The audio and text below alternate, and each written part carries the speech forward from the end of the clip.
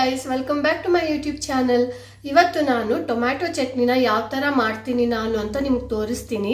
ಇವತ್ತು ದೋಸೆ ಮಾಡ್ತಾ ಇದ್ದೆ, ಸೊ ಅದಕ್ಕೆ ನಾನು ಯಾವಾಗಲೂ ಕಾಯಿ ಚಟ್ನಿ ತಿಂದು ತಿಂದು ಬೇಜಾರಾಗಿದೆ. ಸೊ ಇವತ್ತು ಟೊಮ್ಯಾಟೊ ಚಟ್ನಿ ಜೊತೆಗೆ ಟ್ರೈ ಮಾಡ್ತೀನಿ ಯಾವ ಥರ ಟೇಸ್ಟ್ ಆಗುತ್ತೆ ಅಂತ. ಆ್ಯಂಡ್ ಇನ್ನೊಂದೇನೆಂದರೆ ಇದಕ್ಕೆ ನೀವು ಚಪಾತಿ ಜೊತೆಗೂ ತಿನ್ಬೋದು ಇದನ್ನು. ಆ್ಯಂಡ್ ಇದನ್ನು ಅನ್ನಕ್ಕೆ ಕಲಸಿ ಸಹ ತಿನ್ಬೋದು ನೀವು. ಇದನ್ನು ಒಂದು ಏರ್ಟೈಟ್ ಬಾಕ್ಸಲ್ಲಿ ಇಟ್ಟರೆ ನೀವು ವಾರಾನ್ಗಟ್ಲೆ ಕೂಡ ಯೂಸ್ ಮಾಡ್ಕೋಬೋದು. ಇದು ಒಂಥರ ಬ್ಯಾಚುಲರ್ ಚಟ್ನಿ ಅಂತಲೂ ಹೇಳ್ಬೋದು ನೀವು. ಕೆಲ್ಸಕ್ಕೆ ಹೋಗೋರ್ಗೂ ಈಸಿ ಆಗುತ್ತೆ. ಸೊ ಬ್ಯುಸಿ ಲೈಫ್ ಇರೋರಿಗೆ ತುಂಬ ಈಸಿ ಆಗುತ್ತೆ. ಸೊ ಇನ್ಯಾಕೆ ತಡ, ಇವತ್ತು ಟೊಮ್ಯಾಟೊ ಚಟ್ನಿನ ಯಾವ ಥರ ಮಾಡ್ತೀನಿ ಅಂತ ನೋಡೋಣ ಬನ್ನಿ. ಇಲ್ಲಿವಾಗ ಒಂದು ಪಾತ್ರೆಗೆ ನಾನು ಸ್ವಲ್ಪ ಎಣ್ಣೆನ ಹಾಕ್ಕೋತಾ ಇದ್ದೀನಿ. ನೀವು ಸ್ವಲ್ಪ ಜಾಸ್ತಿ ಹಾಕಿದರೂ ಪರವಾಗಿಲ್ಲ, ಯಾಕೆಂದರೆ ಸ್ಟೋರ್ ಮಾಡಬೇಕು ಲಾಂಗ್ ಟೈಮ್ ಅಂದರೆ ಸ್ವಲ್ಪ ಎಣ್ಣೆ ಜಾಸ್ತಿ ಇರಬೇಕಾಗತ್ತೆ. ಇದು ಇವಾಗ ನನಗೆ ಸ್ವಲ್ಪ ಬಿಸಿ ಆದಮೇಲೆ ನೀವು ನೋಡ್ಬೋದು ನಾನು ಸ್ವಲ್ಪ ಕಡಿಮೆನೇ ಹಾಕಿದ್ದೀನಿ, ಯಾಕೆಂದರೆ ನಾನು ಸ್ಟೋರ್ ಮಾಡೋ ಅವಶ್ಯಕತೆ ಇಲ್ಲ. ಇದಕ್ಕಿವಾಗ ನಾನು 1 ಚಮಚ ಜೀರಿಗೆನ ಹಾಕ್ತಾಯಿದ್ದೀನಿ. ಆಮೇಲೆ ಇವಾಗ ಒಂದು 4 ಬ್ಯಾಡಗೆ ಮೆಣಸನ್ನ ಹಾಕ್ತಾಯಿದ್ದೀನಿ. ನೀವು ನೋಡಿ ನಿಮಗೆ ಎಷ್ಟು ಖಾರ ಬೇಕು ಅದ್ರ ಮೇಲೆ ನಿಮಗೆ ಎಷ್ಟು ಬೇಕು ಅಂತ ನೀವು ಯೂಸ್ ಮಾಡ್ಬೋದು. ಇದನ್ನು ನಾನು ಸ್ವಲ್ಪ ಹುರ್ಕೋತೀನಿ ಇವಾಗ ಹಸಿ ವಾಸನೆ ಹೋಗೋ ತನಕ. ಇದಕ್ಕಿವಾಗ ನಾನು ಒಂದು 7ರಿಂದ 8 ಬೆಳ್ಳುಳ್ಳಿ ಎಸಳನ್ನು ಹಾಕ್ತಾಯಿದ್ದೀನಿ. ಇದನ್ನೇನು ಜಜ್ಕೋಬೇಕಾಗಿಲ್ಲ, ಹಾಗೆ ಹಾಕ್ಕೋಬೋದು. ಸ್ವಲ್ಪ 1/4 ಚಮಚಕ್ಕಿಂತನೂ ಕಡಿಮೆ ಅರಿಶಿನ ಪುಡಿ ಹಾಕ್ತಾಯಿದ್ದೀನಿ. ಇದನ್ನಿವಾಗ ನಾನು ಮಿಕ್ಸ್ ಮಾಡಿಕೊಂಡು ನೀವು ನೋಡ್ಬೋದು ಚೆನ್ನಾಗಿ ಮಿಕ್ಸ್ ಆಗ್ತಾ ಇದೆಯಲ್ವಾ. ಇದಕ್ಕೆ ಇವಾಗ ನಾನು 4 ಟೊಮ್ಯಾಟೊನ ಕಟ್ ಮಾಡಿದ್ದೀನಿ, ಚಿಕ್ಕದಾಗಿ ಕಟ್ ಮಾಡಿದ್ದೀನಿ.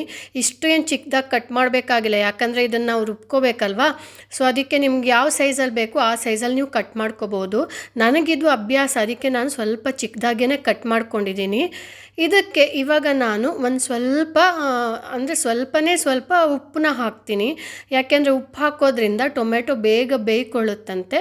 ಅದಕ್ಕೆ ನಾನು ಫಸ್ಟ್ ಉಪ್ಪು ಹಾಕಿಬಿಟ್ಟು ಒಂದು ಸ್ವಲ್ಪ ಮಿಕ್ಸ್ ಮಾಡ್ತಾಯಿದ್ದೀನಿ. ನೋಡ್ಬೋದು ನೀವು ಚೆನ್ನಾಗಿ ಇವಾಗ ಬುಷಿ ಥರ ಆಗಿದೆಯಲ್ವಾ. ಇದನ್ನು ಇವಾಗ ನಾನು ಮಿಕ್ಸರ್ಗೆ ಹಾಕಿ ಗ್ರೈಂಡ್ ಮಾಡ್ಕೊಂಡು ಬರ್ತೀನಿ. ಸ್ವಲ್ಪ ಚೆನ್ನಾಗಿ ಗ್ರೈಂಡ್ ಮಾಡಬೇಕಾಗತ್ತೆ. ಇವಾಗ ನಾನು ಅದೇ ಸೇಮ್ ಪಾತ್ರೆಗೆ ಸ್ವಲ್ಪ ಎಣ್ಣೆನ ಹಾಕ್ಕೋತಾ ಇದ್ದೀನಿ. ಅದು ಗ್ರೈಂಡ್ ಮಾಡ್ತಾ ನಾನಿಲ್ಲಿ ಮಧ್ಯ ಒಂದು ಒಗ್ಗರಣೆ ಹಾಕಿ ರೆಡಿ ಮಾಡಿ ಇಟ್ಕೊಳ್ಳೋಣ ಅಂತ. ಇದಕ್ಕೆ ಇದು ಸ್ವಲ್ಪ ಬಿಸಿ ಆದಮೇಲೆ ಎಣ್ಣೆ ಇವಾಗ ಇದಕ್ಕೆ ನಾನು ಒಂದು 1/4 ಚಮಚ ಆಗೋಷ್ಟು ಸಾಸಿವೆನ ಹಾಕ್ತಾಯಿದ್ದೀನಿ, ನೀವು ನೋಡ್ಬೋದು. ಆಮೇಲೆ ಇದು ಸ್ವಲ್ಪ ಪಟ ಅನ್ನೋಷ್ಟರಲ್ಲೇ ನಾನು ಒಂದು ಬ್ಯಾಡಗೆ ಮೆಣಸಿನ್ಕಾಯಿನ ಕಟ್ ಮಾಡಿ ಹಾಕ್ತಾಯಿದ್ದೀನಿ. ಆ್ಯಂಡ್ ಇನ್ನೊಂದು ಇದಕ್ಕೆ ನೀವು ಕರಿಬೇವನ್ನ ಹಾಕ್ಕೋಬೋದು, ಇಷ್ಟ ಆದವ್ರು ಹಾಕ್ಕೊಳ್ಳಿ, ಇಲ್ಲಾಂದರೆ ಇಲ್ಲಿ ಅವಾಯ್ಡ್ ಮಾಡ್ಬೋದು. ಬಟ್ ನಾನು ಕರಿಬೇವನ್ನ ಸಹ ಹಾಕ್ತಾಯಿದ್ದೀನಿ. ಆಮೇಲೆ ಒಂದು 2ರಿಂದ 3 ಬೆಳ್ಳುಳ್ಳಿನ ಜಜ್ಕೊಬಿಟ್ಟು ಹಾಕ್ತಾಯಿದ್ದೀನಿ. ಇದನ್ನು ಇವಾಗ ನೀವು ಚೆನ್ನಾಗಿ ಮಿಕ್ಸ್ ಮಾಡ್ಕೋಬೇಕಾಗತ್ತೆ, ಒಂದು ಸ್ವಲ್ಪ ಹಸಿ ವಾಸನೆ ಎಲ್ಲ ಹೋಗಬೇಕಲ್ವ. ಸೊ ಇವಾಗ ಚೆನ್ನಾಗಿ ನಾನು ಮಿಕ್ಸ್ ಮಾಡ್ತಾಯಿದ್ದೀನಿ. ನೀವು ನೋಡ್ಬೋದು ಸೈಡಲ್ಲೆಲ್ಲ ಸ್ವಲ್ಪ ಪಟ ಅನ್ನೋ ಒಂದು ಬಬಲ್ ಥರ ಬರ್ತಾಯಿದೆ, ನೀವು ನೋಡ್ಬೋದು ಇಲ್ಲಿ. ಇವಾಗ ನಾನು ಸ್ವಲ್ಪ ಅಚ್ಚ ಖಾರದ ಪುಡಿನ ಹಾಕ್ಕೋತಾ ಇದ್ದೀನಿ. ಇದನ್ನು ಸಹ ನಿಮಗೆ ಜಾಸ್ತಿ ಖಾರ ಬೇಕು ಅಂದರೆ ಜಾಸ್ತಿ ಯೂಸ್ ಮಾಡ್ಕೋಬೋದು. ನಾನು ಸ್ವಲ್ಪ ಹಾಕ್ತಾಯಿದ್ದೀನಿ, ಚಟ್ನಿ ತುಂಬ ಜಾಸ್ತಿ ಖಾರ ಆದರೂ ಚೆನ್ನಾಗಿರಲ್ಲ ಅಂತ. ಇದು ಸ್ವಲ್ಪ ನಾನು ಫ್ರೈ ಮಾಡ್ಕೋತೀನಿ, ಯಾಕೆಂದರೆ ಇದು ಸ್ವಲ್ಪ ಮಿಕ್ಸ್ ಆಗಬೇಕಲ್ವ ಎಲ್ಲದ್ರ ಜೊತೆಗೆ. ಇದಕ್ಕೆ ಇವಾಗ ನಾನು ಮಾಡಿಟ್ಕೊಂಡಿರೋ ಪೇಸ್ಟ್ನ ಹಾಕ್ತಾಯಿದ್ದೀನಿ, ನೀವು ನೋಡ್ಬೋದು.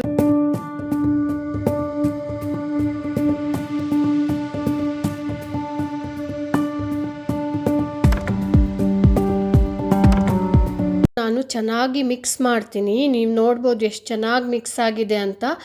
ಸೈಡಲ್ಲೆಲ್ಲ ಎಣ್ಣೆ ಬಿಟ್ಕೋಬೇಕು. ಸೊ ಅದಕ್ಕೆ ನಾನು ಹೇಳಿದ್ದು ಸ್ವಲ್ಪ ಜಾಸ್ತಿನೇ ಎಣ್ಣೆ ಹಾಕ್ಕೊಳ್ಳಿ, ಸೊ ದಟ್ ನೀವು ವಾರಗಟ್ಟಲೆ ಇಟ್ಕೋಬಹುದು ಅಂತ. ಸೊ ಇವಾಗ ಟೇಸ್ಟ್ ಮಾಡಿಬಿಟ್ಟು ಹೇಳ್ತೀವಿ ಹೇಗಿದೆ ಅಂತ. ಸೊ ಇವಾಗ ಟೇಸ್ಟ್ ಮಾಡೋ ಟೈಮು. ಇವಾಗ ನನ್ನ ತಮ್ಮ ಟೇಸ್ಟ್ ಮಾಡಿ ಹೇಳ್ತಾನೆ, ಸೊ ಚಟ್ನಿ ಜೊತೆಗೆ ದೋಸೆ ಹೇಗೆ ಟೇಸ್ಟ್ ಮಾಡ್ತಾ ಇದೆ ಅಂತ. ಸೊ ನೋಡೋಣ.